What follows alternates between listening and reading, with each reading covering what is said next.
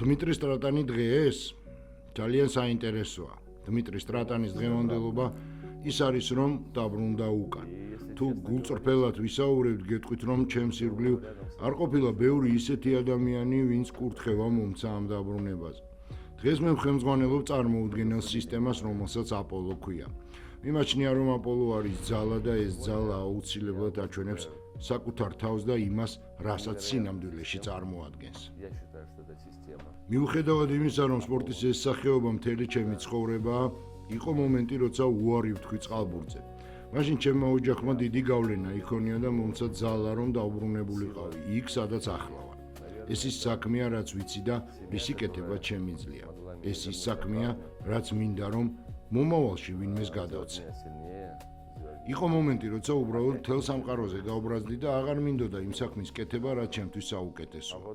უაღრესად დიდ სიამოვნებას ვიღებდი, როცა ჩემს ირგვლივ უყურებდი ბავშვებს და მათ მშობლებს, როგორი ბედნიერები იყვნენ, მაგრამ ერთ მომენტში უბრალოდ ეს ყველაფერი რითიც ცხოვრობდი, ჩემთვის გახდა უინტერესო, რადგან იმ პერიოდში ვიღაცამ თავისი ცხოვრებიდან ძალიან მარტივად მომიშორა. თუმცა ამაში ახლა უკვე გასაკვირს ვეღარაფერს ვხედავ, რადგან ცხოვრების გზაზე ყველას თავისი არჩევანი აქვს. მიუხედავად ამისა, ეს არ ყოფილა ჩემთვის თავარი გულის ტკივილი. ყველაზე დიდი ცხოვრებისეული იმედგაცრუება იყო მეგობრების დაკარგვა, იმ ადამიანების, ვისთან ერთადაც 20-30 წელი გავატარე.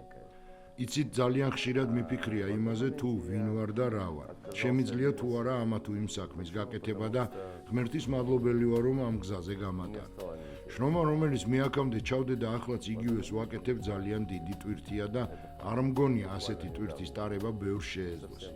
ეს ნამდვილად თავდაუზოგავი შრომაა, ამიტომ ალბათ ჩემს მიერ როგორც წყალბურთელის და ახლა უკვე როგორც წვრთნელის გაწეული საქმიანობა თაობების შესაფასებელი უნდა გახდეს, თუმცა გეტყვით, რომ ვამაყობ იმით, რაც აქამდე გამიკეთებია და რასაც ახლა ვაკეთებ. მიუხედავად იმისა, გამომცვლია თუ არა, რადგან მიმაჩნია, რომ ამ ყველაფერს თავი ღირსეულად გავართვი. დღეს ბიჭებს სულ ვეუბნები, რომ მიიღონ სიამოვნება იმისგან, რასაც აკეთებენ და რა საქმესაც ემსახურებიან. ვუხსნი, რომ დღეს ისინი არიან წყალში, სითბოში და კომფორტში და როგორც კი ამ როლიდან გამოვლენ, ეს იქნება ნამდვილი უბედურება. ეს რა თქმა უნდა ხუმრობით, რადგან ჩემთვისაც უფრო კომფორტული იყო, როცა თამაშობდი. წყალში გაქვს პასუხისმგებლობა, რომელსაც ინაწილებ თანაგუნდელებთან ერთად. აქ კი ყველაფერზე პასუხისმგებელი თავად ხარ. ისაუზმეს, ისადილეს, ივახშმეს, როგორ გზნობენ თავს, დროულად დაიძინეს თუ არა და შენ ამ ყველაფერს განიცდი, თუმცა ეს ის განცდებია, რომელიც თან სიამოვნებასაც განიჭებს. ის გზა, რომელსაც მე ახლა გავდივარ, 100%-ით შემიძლია ვთქვა, რომ ბედნიერების მომტანი და ბევრისთვის შესაშურია. ის, რაც აქამდე იყო ჩემს ცხოვრებაში და არის ახლა, შემიძლია თამამად ვთქვა, რომ ნამდვილი ბედნიერებაა. ჩემთვის ოჯახი ერთი დიდი და დიდებული სახელმწიფოა, რომელიც ბედნიერების და უბედურების ჟამს ყოველთვის გვერდში მიდგას. ჩემი მეუღლე ცხოვრების ნამდვილი საჩუქარია. მრავალი წელია ერთად ვარ და გვაქვს ჩვეულებრივი იტალიური ოჯახი. ხმაურობთ, კამათობთ, ვიბუტებით და ვრიგდებით. ჩემთვის ეს ოჯახი არის ნამდვილი საოცრება და ბედნიერება. როცა აქ ჩამოვედი და საქმიანობა შევუდექი, ყველა ძალიან ნერვიულობდა და განსაკუთრებით ჩემი შვილები, მაშინ როცა პირველი თამაშის დრო ახლოვდებოდა, მაგრამ როცა აქ ჩამოვიდნენ და ნახეს სად და როგორ ვითარებაში ვარ, რა ხალხთან ერთად ვმუშაობ, მათში მომენტალურად გაჩნდა სიყვარული ამ ყველაფრისადმი.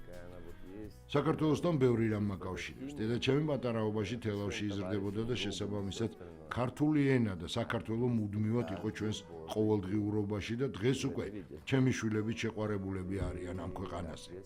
იყო მომენტი, როცა თავს ვიკავებდი აქ ჩამოსვლაზე, მაგრამ ძალიან დიდი გავლენა იქონია ჩემმა უახლოესმა მეგობარმა, რომელმაც დამირეკა და შემომთავაზა საქართველოში სამუშაოდ ჩამოსვლა. რა თქმა უნდა, მთელმა ოჯახმა ერთად განვიხილეთ ეს საკითხი საფუძვლიანად და ყველამ დამარწმუნა, რომ გადაწყვეტილება მიიღო და წამოსულიყავ. უაღრესად დიდი გავლენა იქონია დიმიტრი აბდუშელიშვილის ფაქტორმა, რადგან როდესაც მას შევხვდი, მე ვნახე სერიოზული ადამიანი, სერიოზული ამოცანებით და მაქსიმალური მიზნებით. მე ვნახე ადამიანი, რომელიც ორიენტირებულია განვითარებაზე და უმაღლესი შედეგების მიღწევაზე და ეს იყო გადამწყვეტი ფაქტორი, რამაც იმოქმედა ჩემ გადაწყვეტილებაზე. ამიტომაც დავთანხმდი ამ წინადადებას. როცა ჩამოვედი, მაშინ სულ სხვა გუნდი იყო. დღეს კი რადიკალურად განსხვავებულია და ამ კლუბის თითოეულ წევრს აღვიქვამ როგორც ჩემი ოჯახისას და მე ამით ვცხოვარ.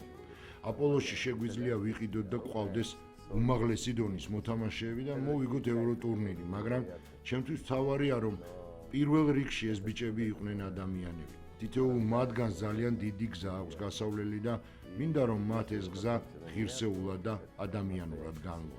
როდესაც სპორტულ შედეგებზე ვსაუბრობთ, პირდაპირ ვიტყვი რომ ჩემი ამოცანაა ვიყოთ ყველაფერში პირველი. მნიშვნელობა არ აქვს რა რანგის ტურნირი იქნება, უბრალოდ მინდა რომ ყველაფერში ვიყოთ გამარჯვებულები და ვიყოთ პირველები. როდესაც მე აქ ჩამოვედი, საერთოდ ვერ მივხვდი სად აღმოჩნდი. გავიდა 3 თვე და ჩვენ გავხდით გუნდი. გავიდა კიდევ 2 თვე და ჩვენ კიდევ უფრო გავიზარდეთ და ეს არის სიამაყე, რომელსაც საკუთარ თავზე განვიცდი და ვგრძნობ. ჩვენ გველის უაღრესად მძიმე თამაშები, ძალიან ძლიერ გუნდებთან. პრაქტიკულად ყველა უძლიერესი მეტოქე ჩვენ ჯგუფშია. მე ვერ ვიტყვი როგორ ვითამაშებთ, მაგრამ ვიტყვი იმას, რომ მონპელიეში ჩავა ძალიან ძლიერი გუნდი, რომლის თითოეული წევრი ბოლომდე დაიხარჯება და გაიღებს ყველაფერს იმისათვის, რომ შედეგს მივახციოთ, რისთვისაც ამდენი ვიშრომეთ. ეს იქნება განსხვავებული გუნდი არა იმიტომ, რომ ახალი წყალბურთელები გვეყოლება, არამედ იმიტომ, რომ საბერძნეთისგან განსხვავებით საფრანგეთში ეს ბიჭები ჩავლენ მენტალურად უფრო ძლიერები, რადგან მათ სურთ მხოლოდ გამარჯვება.